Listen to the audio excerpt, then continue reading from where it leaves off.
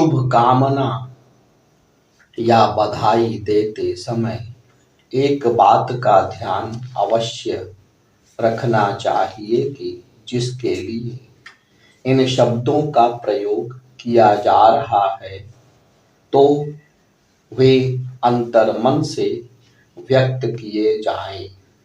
ऐसा इसलिए क्योंकि प्रायः देखने में आता है कि मात्र औपचारिकता के लिए चेहरे पर बनावटी मुस्कान लिए शुभकामना या बधाई के शब्द बोल दिए जाते हैं।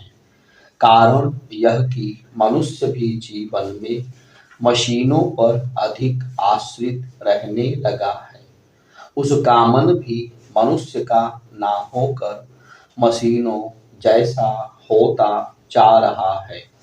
कोई विशेष अवसर आया तो माता पिता तक को मोबाइल या कंप्यूटर के जरिए शुभकामना और बधाई का मैसेज कर मान लिया जाता है कि उसने अपना कर्तव्य पूरा कर लिया।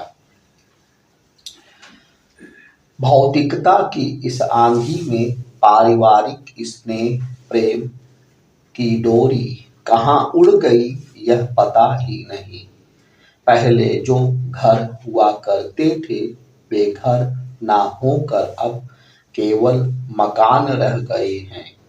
मकान का अर्थ ईंट पत्थरों का ढांचा समझना चाहिए।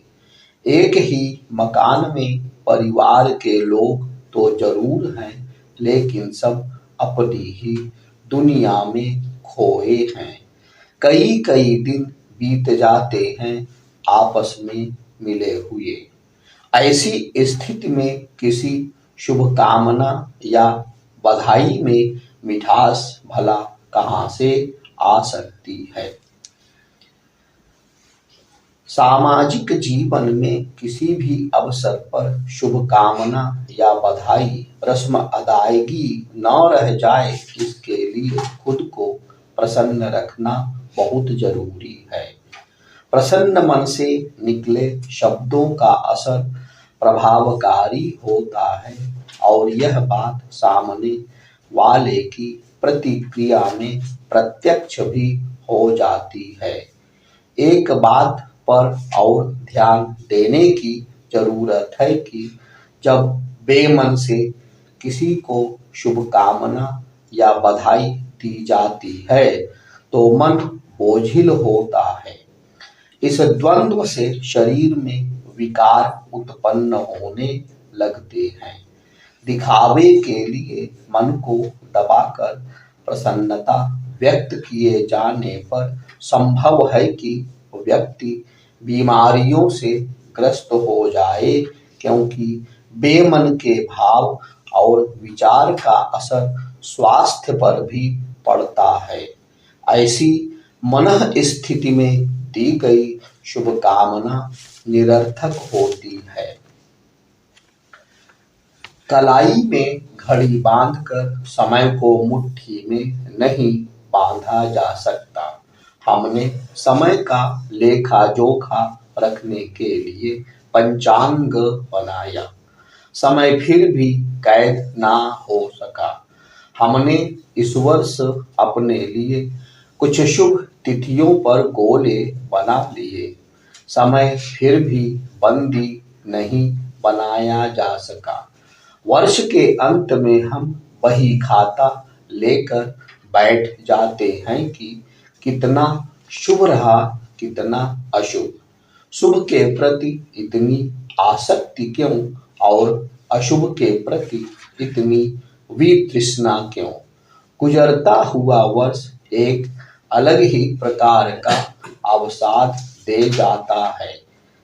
जिनके लिए अच्छा बीता वे इसलिए दुखी हैं क्योंकि एक शुभ वर्ष का अंत हो रहा है। जिनके लिए बुरा गया वे आने वाले साल को लेकर और सशंकित रहते हैं। निसंदेह उपलब्धियां हमें आनंद से भरती हैं और असफलताएं वेदना दे जाती हैं। प्रतिभा वह होती है जो हर वर्ष सफलता और असफलता दोनों से समृद्ध होती जाती है। मन कोई कागज की नाव नहीं जो धारा के साथ चले तो सुखी रहे और विपरीत धारा झेले तो दुखी हो। व्यक्तित्व में साक्षी भाव जैसे जैसे जागृत होता जाता है वैसे वैसे मन का हिचकोले खाना बंद हो जाता है। इसी साक्षी भाव से वर्ष को बीतते हुए वैसे ही देखना है जैसे किनारे पर खड़े होकर जलधारा को बहते हुए देखना। हमारी कागज की नाव सरपट भागी थी तो ईश्वर का धन्यवाद है। कहीं अटक गई थी तो थोड़ा सा प्रयास करके नव वर्ष में आगे बढ़ जाना है। कोई तिथि, कोई वर्ष, कोई वाहन, कोई नया संबंध हो, हम सभी के साथ शुभता अशुभता जोड़ लेते हैं। किसी वस्त्र को पहनकर हमने कोई परीक्षा दी थी, उसमें सफलता मिली तो वह वस्त्र शुभ है। अब वह जीर्ण हो चला है तो हम दुखी हैं। जीर्णता ही तो नवीनता की जन्मदायी है। सफल वर्ष ऊर्जा का संचार कर जाता है और असफल वर्ष विपरीत को झेलना सिखा जाता है। वस्तुतः हर हाल में व्यक्तित्व में जो दृढ़ता आई वह नवीनता से परिपूर्ण और प्रेरक है।